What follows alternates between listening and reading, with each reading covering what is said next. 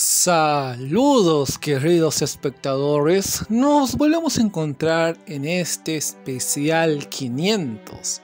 O bueno, para ser más específico, nos encontramos en la segunda parte de este dichoso especial, donde hemos decidido conmemorar este gran logro de llegar a los 500 en la creación de un universo alterno.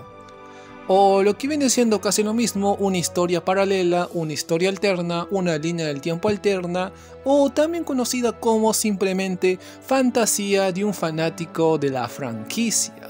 En esta ocasión, y como sabrán, esta línea del tiempo alterna consiste en que Ainsworth jamás llegó al Nuevo Mundo, provocando que ciertos eventos que fueron interrumpidos, generados o provocados por Ainsworth y compañía, en este universo jamás se lleguen a desarrollar, haciendo de que técnicamente las historias que debieron haber tenido cierto rumbo en este universo lo tengan. Por ejemplo, tenemos el caso del volumen 1, el cual exploramos en la primera parte de este especial, donde habíamos definido que sin Ainsworth, el capitán guerrero Gazef Stronov terminaría muriendo a manos de la Escritura de la Luz, algo bastante catastrófico para el reino de Arestice, ya que esto iniciaría todo el declive de esta nación en decadencia.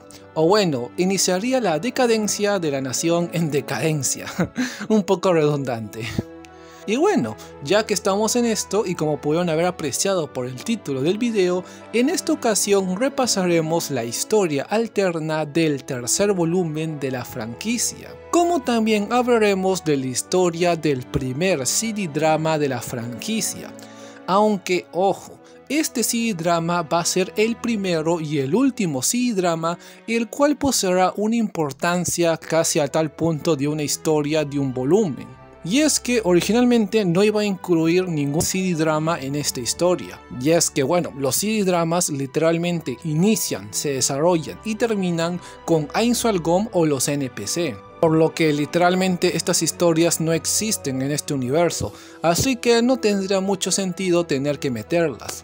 Pero hay cierta excepción a esta regla, lo que viene siendo el primer y segundo CD-drama, aunque como se mencionó solamente vamos a tocar el tema del primer CD-drama, ya que lastimosamente el segundo CD-drama no ofrece bastante, ¿cómo decirlo?, llamativo, aunque bueno, a lo mejor en la tercera parte de este especial a lo mejor lo llegamos a meter. Habiendo sobreexplicado toda esta situación, creo que ya podemos iniciar con la segunda parte de este universo sin Ainsworth. Volumen 3. La Valquiria Sangrienta. En este tercer volumen van a ocurrir dos tramas con un amplio desarrollo a lo largo de la misma novela ligera. Por ejemplo, tenemos el tema de Bren Ungrose, el cual en este volumen es donde sufre su conocida papiada a manos de Chaltiar Broadfire. Y bueno, hablando de la guardiana, en este volumen es donde esta misma es controlada mentalmente a través del objeto de clase mundial conocido como la caída del castillo y del país, algo bastante catastrófico, ya que esto desencadena que al final del mismo volumen Ainsworth tenga que enfrentar a la vampiresa. Como tal, estos dos eventos terminan marcando bastantes tramas de la novela. Por ejemplo, Bren Ungrose siendo papiado y siendo roto mentalmente es algo que termina marcando su desarrollo de personaje, algo que vemos en el volumen 5, volumen 6, volumen 9, más o menos un poco del volumen 10 y en el volumen 14, siendo que en este mismo volumen es donde Bren Ungrose termina todo este desarrollo, redimiéndose intentando proteger el reino que antes había dejado de lado. Por otra parte, el caso del control mental mental de la guardiana, bueno, aquí suceden dos cosas interesantes, y es que como tal, este evento termina provocando que Chaltiar se encuentre totalmente deprimida, algo que bueno, se nos demostró que recién se pudo culminar hasta el volumen 11, el artesano de los enanos, donde aquí más o menos se termina redimiendo a los ojos de Ainzhualgóm. Y bueno, hablando de Ainzhualgóm, también este evento termina generando el inmenso temor y precaución que tiene el protagonista con respecto al portador del objeto de clase mundial ya antes mencionado. Así que dense esta idea, aquí van a dar comienzo a bastantes tramas del futuro. Pero bueno, comenzando con el resumen, tenemos que entender una cosa. Brain Ungrowth en este punto era un mercenario extraordinariamente poderoso como peligroso. Y es que en este punto se encontraba trabajando para la Brigada Esparcidora de la Muerte, un grupo de mercenarios los cuales se encargaban de secuestrar a diferentes personas influyentes de la ciudad amurallada de Erantel. Y bueno, más o menos el ejemplo de esto sería de que si existe una persona con dinero en Erantel, tenía altas posibilidades de que esta brigada termine rastreando y calculando la salida de esta persona de la ciudad fortaleza, provocando que sea interceptada y bueno, en el caso que sea mujer, terminaría siendo abusada por estos mercenarios. Se tiene registrado que esto ocurrió en reiteradas ocasiones, llegando a considerar a la misma Brigada Esparcidora de la Muerte como un grupo extraordinariamente peligroso como poderoso, llegando a que el gremio de aventureros tuviese que desplegar a varios equipos de aventureros para intentar someter a estos criminales. En cualquier caso, y como dato curioso, entre estos aventureros que fueron desplegados se encontraba Brita. ¿Alguien se acuerda de Brita? Así es, me refiero a aquella aventurera a la cual Ainzhualgóm en su alias de Momon le había entregado una poción roja, ya que este le había roto su poción azul. El caso es que Brita y el resto de aventureros lastimosamente jamás pudieron encontrar a la Brigada Esparcidora de la Muerte, ya que estos mercenarios cometieron su último crimen, secuestrando un carruaje el cual en su interior se transportaba Solution Epsilon y Sebas, dos NPC de la Gran Tumba de Nazarick, los cuales se encontraban infiltrados en el formato de ser nobles. Prácticamente estaban cumpliendo el papel de ser las presas ideales de estos mercenarios. Y si encontrarse con dos NPC no fueran lo suficientemente malo, encima estos criminales tuvieron la desgracia de que estos dos NPC estaban siendo acompañados por Chaltiar Broadfire, iniciando así toda la masacre que ocurriría en el territorio de estos criminales, masacre que incluso terminó afectando a los aventureros que habían sido desplegados. Aunque claro, existieron algunos supervivientes, lo que viene siendo Brita y el propio Brain Ungrowth. Brita como tal se salvó porque, bueno, Chaltiar simplemente se estaba rompiendo la cabeza preguntándose por qué esta simple humana poseía una poción roja, y con toda la confusión que esto mismo provocaba, la vampiresa la terminó dejando con vida. Por su parte, Brain Ungrowth logró sobrevivir debido a la extrema confianza que había tenido Chaltiar Broadfire.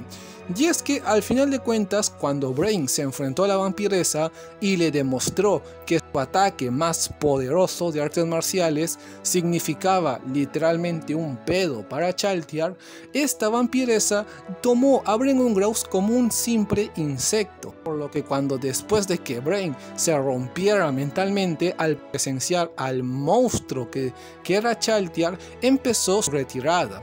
Pero como Chaltiar lo había subestimado, simplemente empezó a perseguirlo extraordinariamente lento. Esto, sumado con el factor que existían algunos mercenarios que le estaban frenando, bueno, la frenaban por unos cuantos segundos, y que también todo el territorio que estaba invadiendo Chaltiar era un territorio desconocido, terminó provocando que Brain Ungrowth lograse escapar.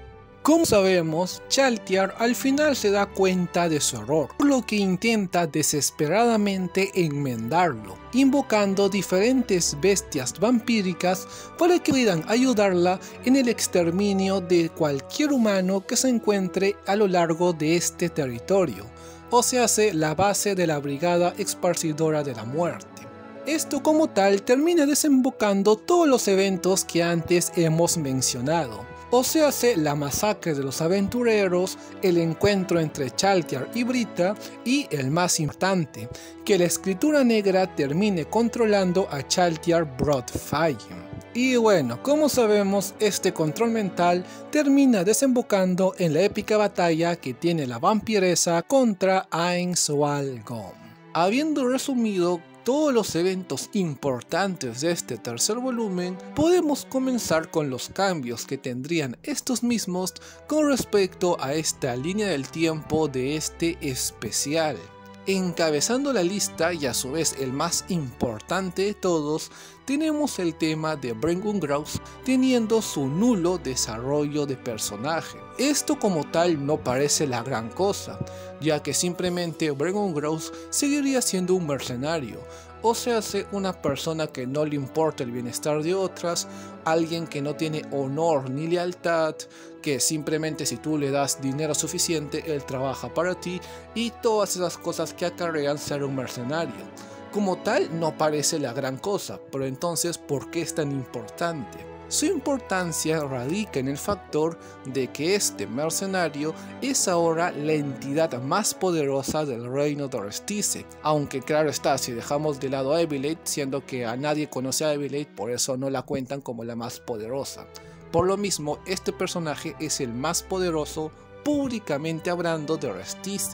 Algo bastante catastrófico, y es que recordemos que dentro de todo Restice solamente existen dos personas que podrían llegar a hacerle frente: Lacus, la líder de Brerose, y Cerro, la máxima carta del triunfo de 8 dedos, la organización criminal que controla todo el reino de Restice en las sombras, ya que más o menos Gazef Stronov posee el nivel 29-28 por el tema del anillo de magia salvaje que lo permitía entrar al reino de los héroes, el nivel 30 superior, por lo que Brengungraus más o menos debería ser 28-27, aunque bueno, mejor dejamos de lado toda esta terminología numérica y centrémonos en lo que nos importa.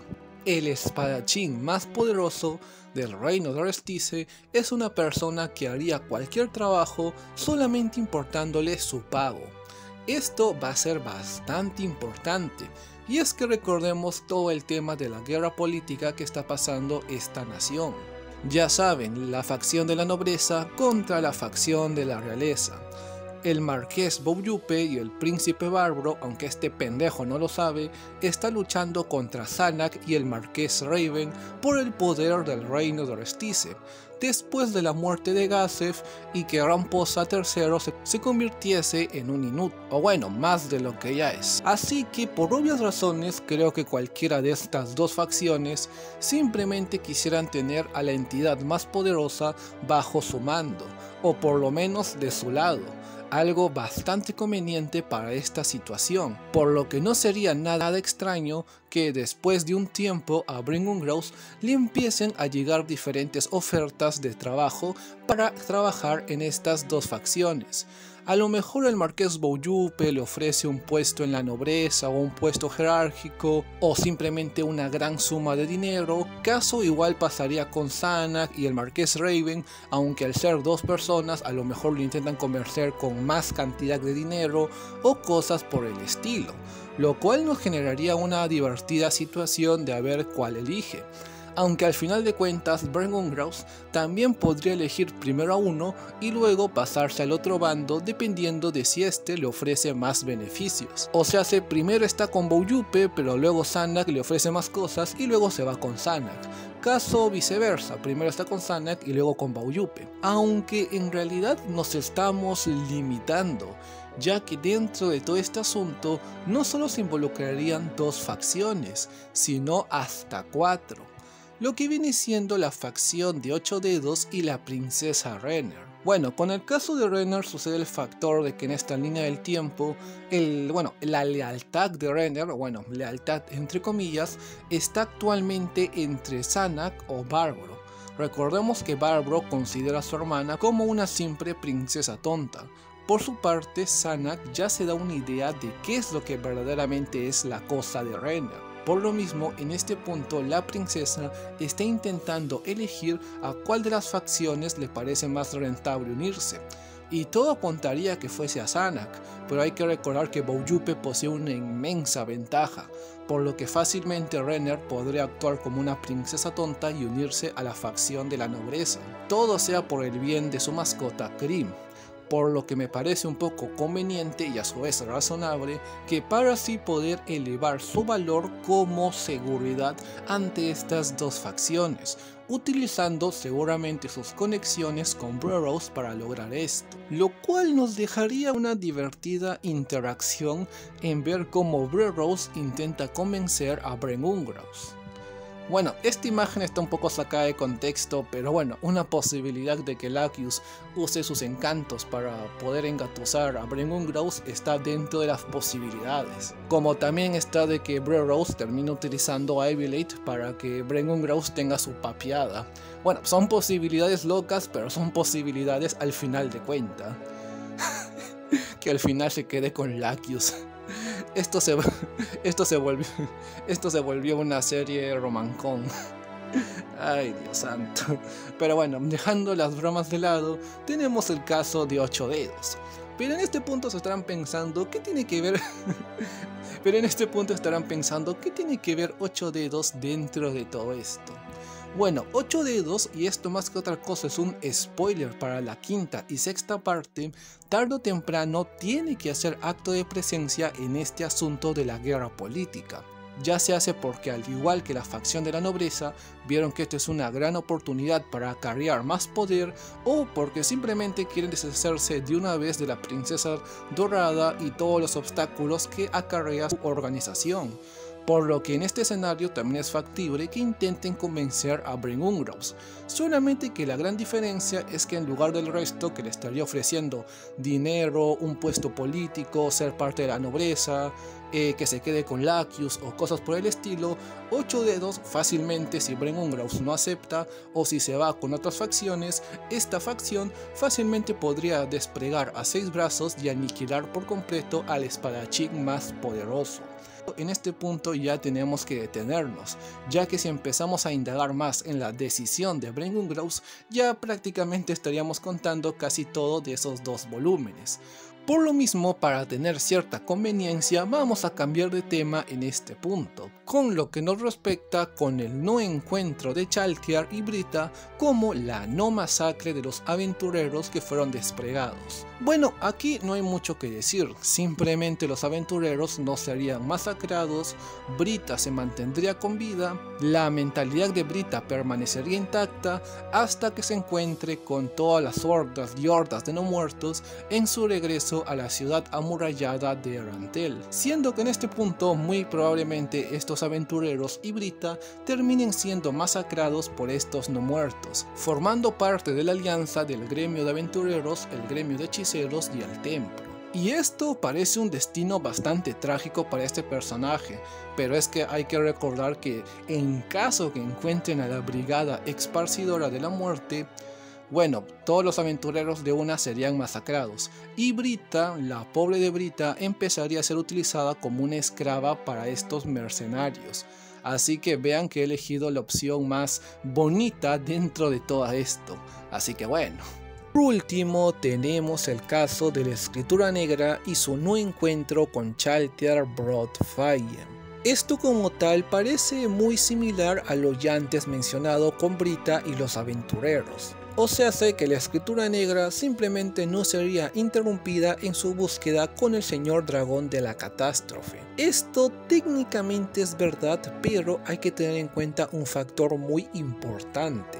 La Escritura Negra fue desplegada en este punto cronológico del tercer volumen debido al asesinato de la Escritura de la Luz y la interrupción del hechizo de espionaje que habían puesto en esta unidad de élite. Aquí hay que recordar una cosa, La Teocracia Slain sabía que el Señor Dragón de la Catástrofe iba a aparecer en las cercanías del reino de Restice. Por lo mismo, cuando la Escritura de la Luz fue desplegada en el reino de Restice para aniquilar a Gazef Stronov, se le fue dado 2 medidas de emergencia o 2 medidas debido a cierta posibilidad de un encuentro con el Catástrofe Dragon Lord, lo que viene siendo el cristal de sellado y el hechizo de espionaje. El cristal de sellado se les fue dado debido a que en el hipotético caso de este encuentro al menos tengan la capacidad de defenderse ante esta entidad o incluso llegar a matarlo.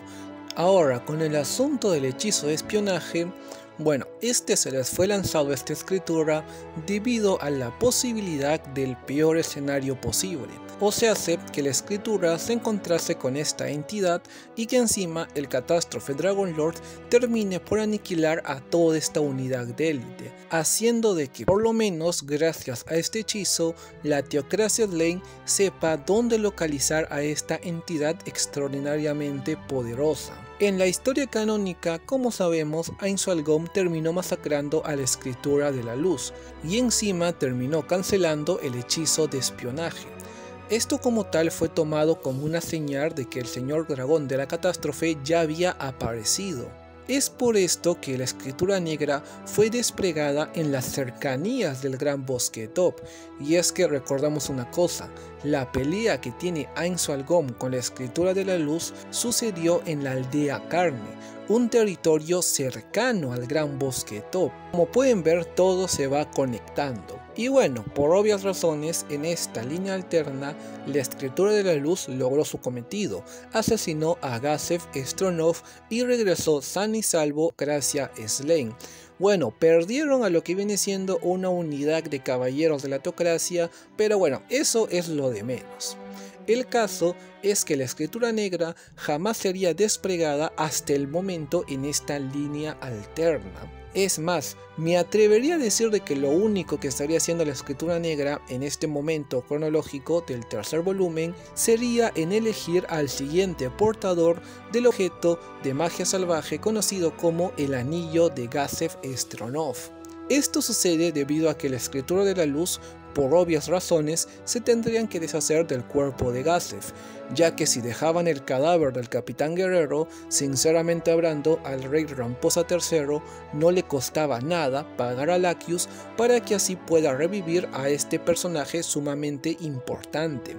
Por lo que desplegar a una escritura simplemente para nada no me parece algo razonable, por lo que es evidente que esta escritura tenga que deshacerse del cadáver de Gazef y en el proceso toparse con este anillo de magia salvaje.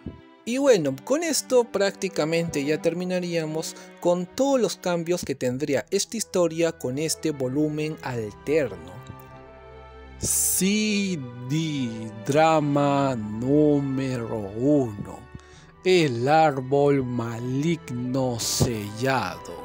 Oh vaya, esta historia sí que tiene mucho de qué hablar. Y es que bueno, para empezar, esta historia va a tener una importancia casi a tal punto que la historia del primer volumen. Y es que bueno, en este primer volumen habíamos definido que tras la muerte de Gazef iban a ocurrir diferentes eventos a raíz de esto. Por ejemplo, tenemos el caso del Marqués Bouyupe tomando la delantera del poder militar del reino, el Marqués Raven y el Príncipe Sanak intentando una contramedida, cualquier cosa que pueda llegar a ser la cosa de Renner. Y bueno, también el hecho de que Bren Ungraus se convirtiese en el espadachín más poderoso, algo que como habíamos definido anteriormente terminaría generando que muchas facciones del reino de Restice se interesaran por el poder de Bren Ungraus, algo que vamos a explorar más a fondo en el volumen 5 y en el volumen 6, donde a su vez hablaremos de todo lo que viene siendo esta guerra política. Así que técnicamente hablando, el volumen 1, en concreto la muerte de Gazef, terminaría generando de manera indirecta bastantes eventos. esta historia del C-Drama va a ser algo parecido, y es que va a existir un evento que va a terminar generando diferentes cosas a lo largo de esta historia alterna. Y bueno, en este punto no me voy a dar mucha vuelta, y es que simplemente el cambio relevante que ocurriría es que Sitit Qualel, el árbol maligno sellado, el antárbol mutado, esta cosa que vamos a llamar cataclismo más adelante, simplemente no sería asesinado por Ain Algom, algo bastante catastrófico para el nuevo mundo. Y es que bueno, en este punto entra lo que había mencionado de cataclismo, y es que esta cosa es literalmente eso, es un cataclismo. Y ahora se preguntarán, ¿pero por qué es un cataclismo? Bueno, esto es muy simple, y es que en el mismo C-Drama se nos demuestra que esta entidad, más que otra cosa cuando tiene su pequeño encuentro con los guardianes de piso, se nos revela que esta entidad posee el nivel 80 según estándares de Yggdrasil. Y ojo, estamos hablando del nivel 80. El nivel 80 para Yggdrasil de por sí ya supone un peligro para los jugadores, pero es que encima en el nuevo mundo esto supone una amenaza de proporciones divinas, y es que encima el nivel 80, bueno, para aclarar un poco más este punto, Sechi Setsumei, lo que viene siendo Antilene Boss Fauchen, la carta del triunfo de la teocracia Slane, lo que viene siendo una de las entidades más poderosas de todo el nuevo mundo, solamente es superior a Sitit Qualel solamente por 8 niveles. Y es que Antilene posee el nivel 88, así que dense esa idea. Esta entidad prácticamente entra en el top 10 de entidades más poderosas del nuevo mundo. A su vez, existen otros factores para denominar a esta entidad como un cataclismo o un desastre andante. Para empezar, esta cosa posee una personalidad extremadamente destructiva. Lo único que quiere es destruir todo lo que tenga a su paso. Esta cosa no quiere gobernar, no quiere obtener algo, no quiere obtener prestigio, no quiere nada de eso. Lo único que quiere es destruir todo lo que se le ponga por delante.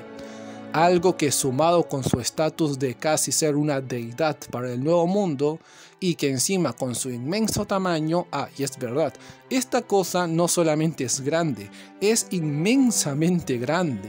Más o menos se nos tiene definido gracias al C-Drama de que Gargantua, el guardián del cuarto piso, una entidad que supera los 20 metros, si se le llega a comparar con esta entidad, Gargantua sería totalmente eclipsado. Así que tenemos a esta cosa que es de nivel 80, quiere destruir todo lo que tenga a su paso y que encima posee un tamaño descomunal. Literalmente, cuando esta cosa camine, de por sí va a generar bastantes problemas en el territorio donde se encuentre. Y bueno, en este punto seguramente estarán pensando, ok Brareus, ya entendimos, esta cosa es extremadamente peligrosa y toda esa vaina. Pero el PDL y la misma Antilene Boss Fauchen simplemente podrían deshacerse de esta entidad con relativa facilidad, así que tampoco hay mucho problema en esto. Bueno, empezando, este pensamiento es un poco, ¿cómo decirlo? Es un poco erróneo, mis queridos espectadores.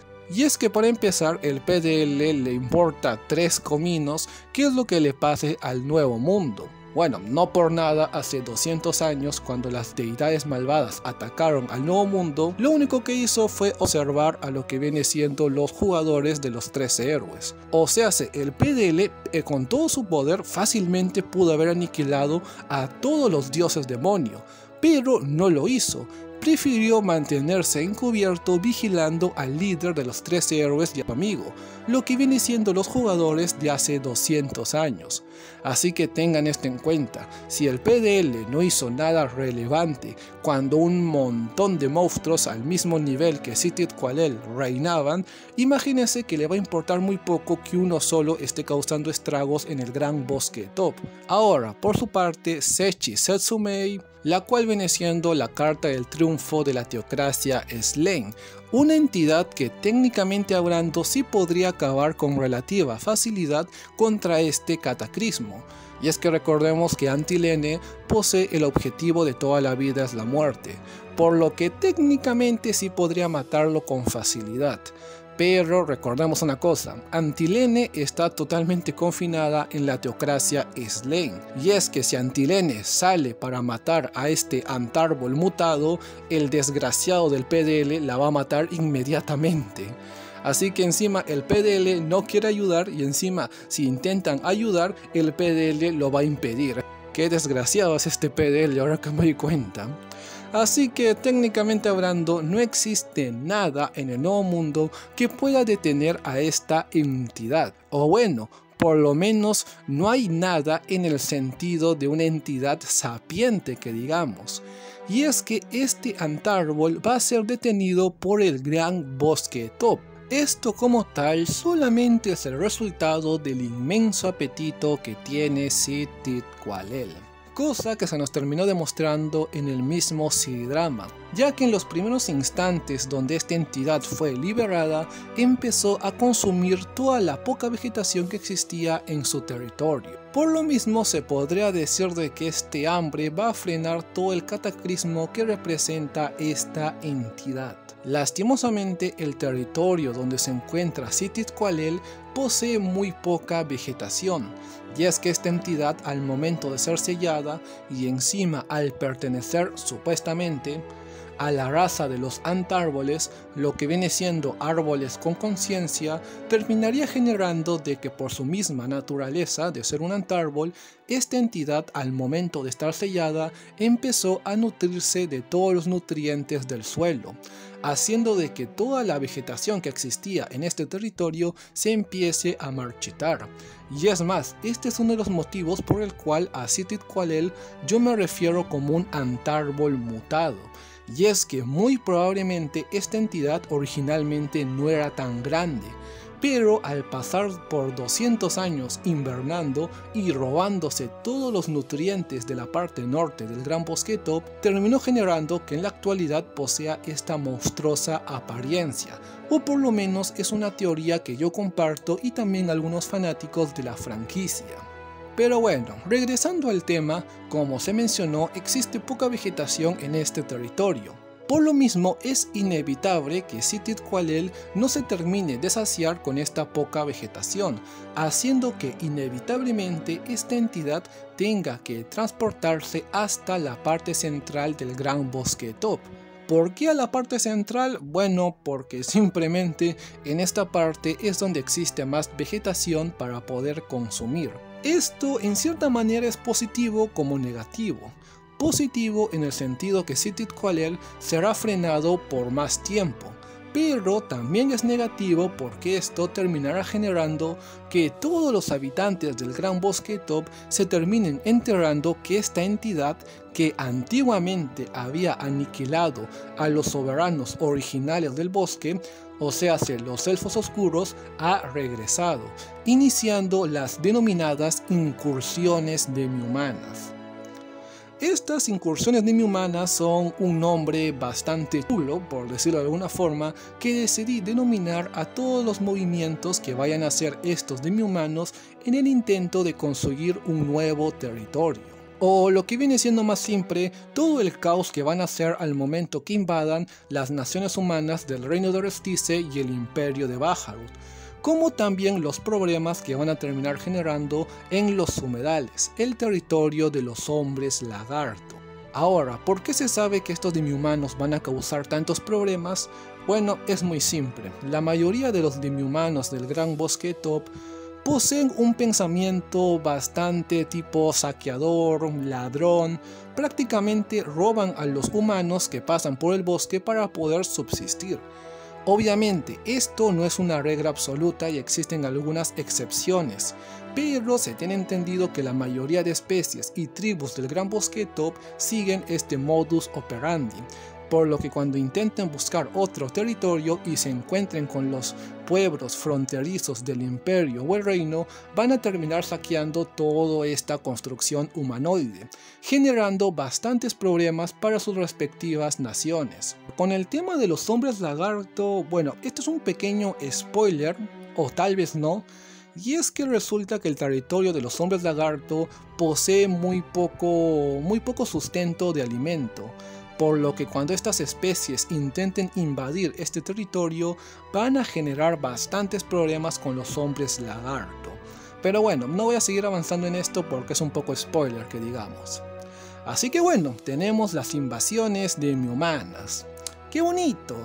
Tenemos otra fuerza que decide invadir otros territorios.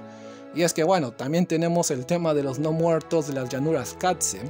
Esta línea del tiempo se está volviendo un poco repetitiva ahora que me doy cuenta. Pero bueno, ¿qué se puede hacer? Ah, y es verdad, se me olvidaba.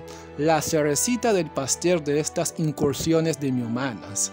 Y es que el trío monstruoso va a ser un acto protagónico en el volumen 8, lo que viene siendo la historia alterna de los dos líderes.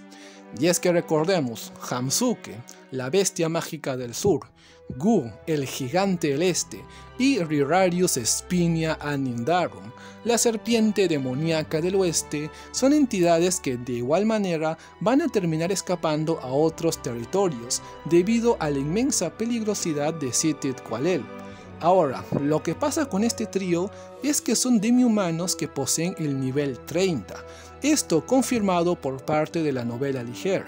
Supone que estas entidades son extraordinariamente peligrosas para los reinos humanos.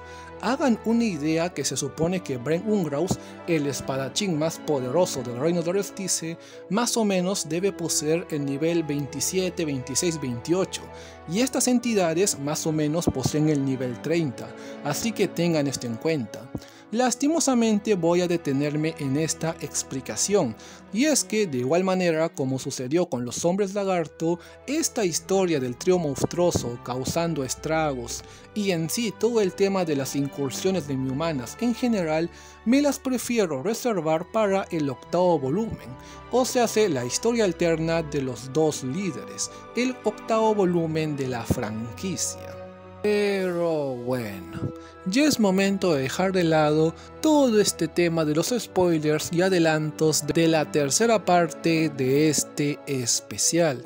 Y creo que es necesario centrarnos en la destrucción que ocasionará Ctitqualel, el cual, para explicar este punto, hemos decidido ejemplificarlo con este mapita, poniendo a esta entidad cataclísmica en el centro, en el gran bosque de Top. En este punto tenemos 4 caminos por optar, lo que viene siendo el camino norte, el camino del oeste, el camino del este y el camino del sur. Cada una de estas alternativas va a suponer un escenario bastante catastrófico para sus habitantes. O bueno, por lo menos con 3 de las 4, ya que existe una la cual es bastante beneficiosa para todos. El caso es que si esta entidad decide irse por el oeste, terminaría afectando a los hombres lagarto y al imperio de Bahamut. En el caso de los hombres lagarto, en concreto a su territorio los humedales, prácticamente sufriría un cambio irreversible, y es que bueno, todo el caos que ocasionará esta entidad provocará que todo este territorio pantanoso sea totalmente irrecuperable, o por lo menos difícil de reconstruir durante bastante tiempo. Esto como tal terminaría generando que los hombres lagarto o bien sean aniquilados o que hayan escapado. O por lo menos así se puede llegar a pensar con el caso de Senberu y la tribu de Colmillo Dragón. Y es que recordemos que Senberu más o menos conoce el camino del reino de los enanos, como también este personaje posee ciertas capacidades de exploración, por lo que por lo menos este personaje y su tribu tienen ciertas posibilidades de escapar de todo este caos. Aunque claro está, también está la posibilidad de que todos ellos sufran el mismo destino que su raza, o sea, ser aniquilados por este cataclismo. Cosa que difiere en gran medida con la situación del imperio de Bahamut, y es que en este caso cuando Ctitqualel termine de destruir a los humedales empezaría un camino hacia la frontera del imperio. Y en este caso la destrucción que va a traer esta entidad va a ser relativamente inferior a la destrucción que causó en lo que viene siendo los humedales. Y no es por el hecho de que Fruiter Paradigm y todo el ejército imperial sean capaces de frenar a esta entidad, no, todo lo contrario. Estos seres son incapaces de poner una resistencia ante el poder de Citith Quaddel. Y es que en este punto toda la destrucción que va a causar Citith Quaddel va a llamar la atención de la teocracia Slayn, haciendo de que esta santificada nación tenga que desplegar a la escritura negra junto con el objeto de clase mundial, la caída del castillo y del país. Y es que recordemos que esta nación está esperando al señor dragón de la catástrofe. Por lo mismo, en primera instancia, cuando se enteren de todo este caos, a lo mejor podrían pensar de que este señor dragón ya ha resucitado, por lo que desplegarían a la escritura negra para intentar contenerlo. Aunque al final de cuentas Citith Quaddel no es el señor dragón de la catástrofe, pero al final de cuentas se adecua bastante a la situación que pasó con la escritura negra y Chaltiar Broadfire, por lo que inevitablemente la escritura terminaría utilizando el objeto de clase mundial contra este cataclismo, algo bastante beneficioso para la teocracia Slayn, a decir verdad, ya que obtendría el poder de un desastre andante a su disposición, haciendo de que esta nación en esta alternativa se fortalezca bastante. Por su parte, el Imperio de Baharut, al momento en que esta entidad sea detenida, significaría que su destrucción sería totalmente evitada. A lo mejor esta entidad logra destruir el 20 o el 30% de todo el imperio, algo bastante positivo teniendo en cuenta que el territorio anterior, los humedales, sería destruido por completo. Pero claro está, esto sucede en el caso que Citith Quaddel decida irse por la alternativa oeste. En el caso en que se vaya por la alternativa este, tenemos un caso bastante curioso, y es que ocurriría casi lo mismo que la alternativa anterior. O sea, Restice sufriría la destrucción de sus pueblos fronterizos a manos de esta entidad cataclísmica hasta que la teocracia Slayn se entere, despliegue la escritura negra y todo eso. Aunque en este punto sucede algo interesante, y es que recordemos que la teocracia Slayn detesta bastante al reino de Restice, por lo que nace la siguiente pregunta. ¿La teocracia Slayn dejaría que Citith Quaddel simplemente regrese a su territorio mientras buscan una forma de transportarlo hasta la teocracia?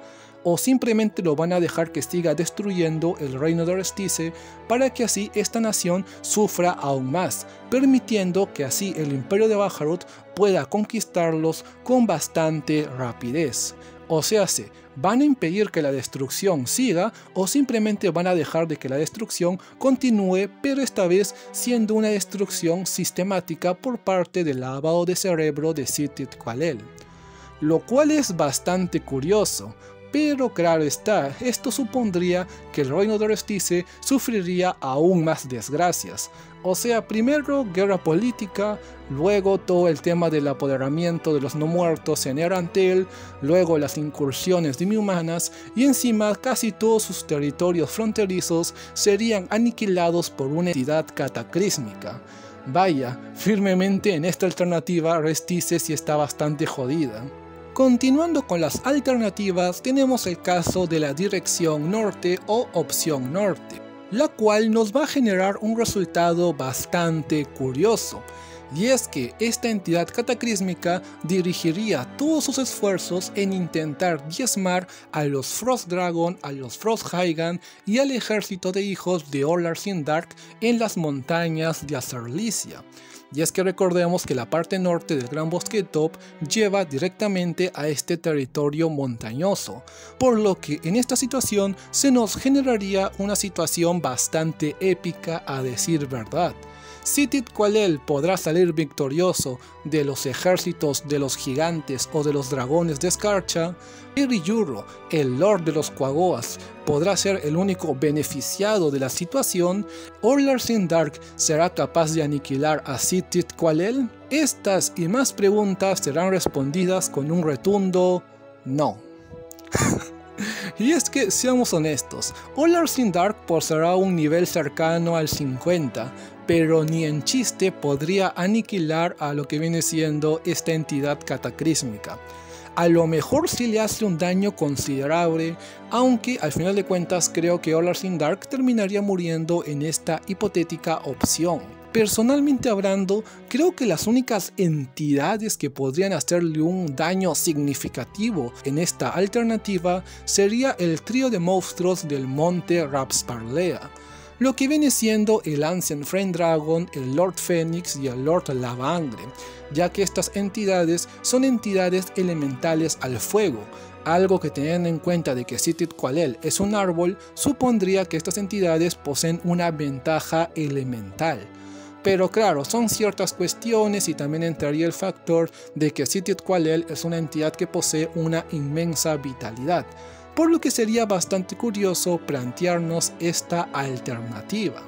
Aunque bueno, también he de mencionar un punto, y es que teniendo en cuenta que las montañas de Azerlicia es un territorio desconocido para el reino y el imperio, supondría que la Teocracia Slain jamás se terminaría enterando que esta entidad ha despertado, haciendo de que en esta alternativa la Teocracia Slain jamás pueda apoderarse de Sith Qualel. Algo que en cierta manera es perjudicial para esta nación, pero bueno, ¿qué se puede hacer?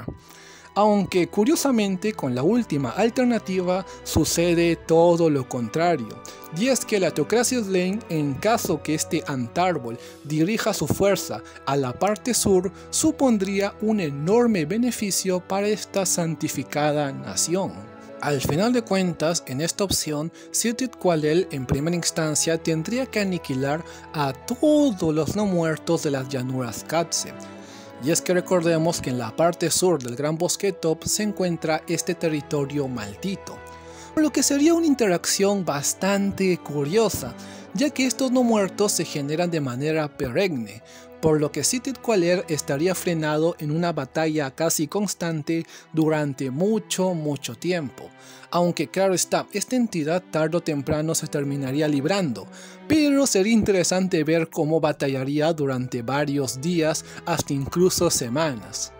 Aunque bueno, al final de cuentas, cuando termine de librarse al fin de todos estos no muertos, esta entidad cataclísmica estaría a los pies de la Teocracia Slain, ya que literalmente estaría en su frontera.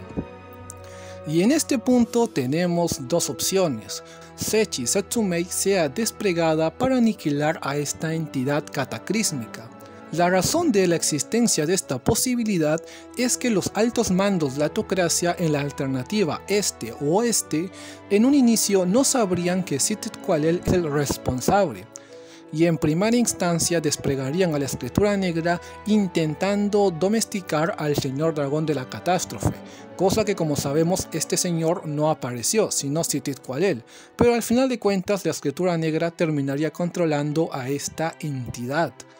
Pero en este caso la Teocracia fácilmente sabrá discernir de que esta entidad no es el Señor Dragón de la Catástrofe, por lo que a una de dos, o deciden reservarse lo que viene siendo el objeto de clase mundial y en el proceso desplegando a Sechi Satsumei para que termine aniquilando a esta entidad, o simplemente la terminan controlando como ya se mencionó en las otras alternativas. Y encima esto no es solo positivo para esta nación, sino que también teniendo en cuenta de que Sith Qualel estaría luchando bastante tiempo contra los no muertos de las llanuras Qatse, significaría que la invasión de estos mismos a otros territorios se retrasaría enormemente, ya que todos los ejércitos de no muertos estarían ocupados lidiando con esta entidad cataclísmica. Por lo que es un ganar-ganar para todas las naciones humanas de esta opción, la opción sur. Pero en este punto seguramente estarán pensando, pero Brareus, ¿por qué nos mencionas estas cuatro opciones y por qué no has elegido una de ellas? Y es que para tener cierta conveniencia he decidido de que ustedes, mis queridos espectadores, elijan qué alternativa Sith Qualel debe de optar. O tiene su épica pelea contra los Frost Dragon y All in Dark, o destruye el territorio de los hombres lagarto y afecta al imperio de Bahamut, o simplemente el reino de Orestice obtendrá desgracia tras desgracia en el caso de la alternativa este, o ya para terminar todos salen felices y contentos con la alternativa sur. Esto queda en sus manos. Aquí abajo en la sección de comentarios escriban cuál alternativa deseen. La alternativa que veo que ha recibido más apoyo será elegida para el próximo especial. Así que escriban opción norte, opción sur, opción este o opción oeste. Bueno, nos encontramos al final de esto, mis queridos espectadores, al final de la segunda parte. Bueno, no se nota mucha la emoción en mi voz, ya que está muy jodida por tantas grabaciones, pero sinceramente yo estoy muy feliz. Y es que personalmente hablando, esta segunda parte ha sido el video más difícil de crear en toda mi historia como youtuber de bajo presupuesto. Y es que vaya, empezando aquí contando mi desgracia como creador, hay que tener en cuenta de que este video iba a salir a finales de noviembre o a principios de diciembre, en las fechas donde yo estaría dando unos exámenes importantes de mi universidad. La cuestión de esto es que este video más o menos ya tenía un 90-80% de terminarse en el momento en que ya estaba finalizando noviembre. La cuestión de esto es que ese video, que solamente faltaba 7 o 10 minutos para editar, estaba bastante mal argumentado. Argumentado en el sentido de que ese video tenía en su interior a un volumen 3 totalmente resumido, un CD drama número 1 bastante mal argumentado, diciendo una épica pelea contra el PDL. Poseía el volumen 8, o sea, lo que nosotros hemos dejado para la tercera parte. En la primera versión de este video originalmente estaba en el video. También estaba el cuarto volumen, Los Hombres Lagarto, y si no fuera suficiente, también estaba el quinto y sexto volumen. Y curiosamente ese video duraba 45 minutos con 30, y eso que aún le faltaba ciertas partes de la opinión final que me faltaban grabar.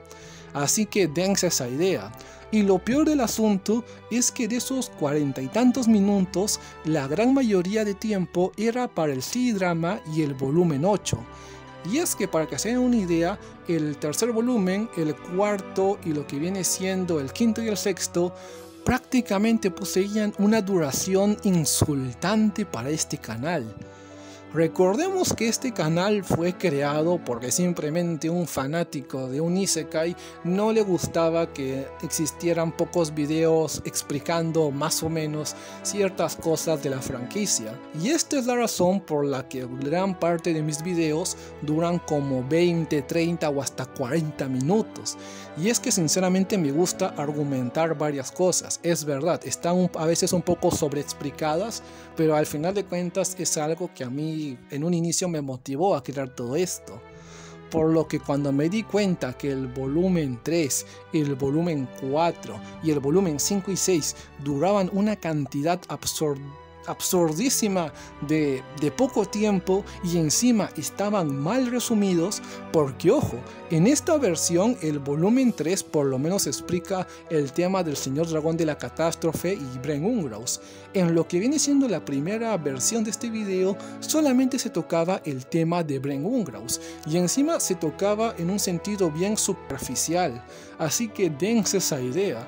Y lo mismo sucedió con el volumen 4 y 5 y 6, algo que me terminó decepcionando bastante.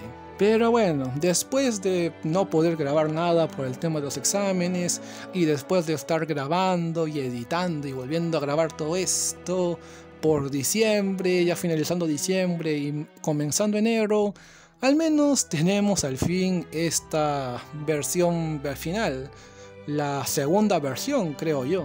Y bueno, con esto terminarían todas mis quejas. Aunque bueno, al final no fue todo malo, y es que en el tiempo en que me estaba replanteando cómo mejorar esa primera versión, terminé haciendo ciertas cositas y obtuve este micrófono. Aquí verán una fotografía del micrófono. Con este por lo menos creo yo que los audios van a mejorar bastante. todo sea por mejorar este pequeño canal en emprendimiento. Pero bueno, ya he hablado de más, ya me he quejado, ya he contado toda la historia detrás de este video. Recuerden que si quieren apoyarme, no duden en dejar un like y una suscribida, como también pueden compartir este video con aquellos fanáticos que se preguntan cómo sería una historia donde Ainsworth Gom jamás haya llegado, en concreto en las historias del tercer y primer CD drama. En cualquier caso, yo me despido. Muchas gracias y hasta la próxima. Bye.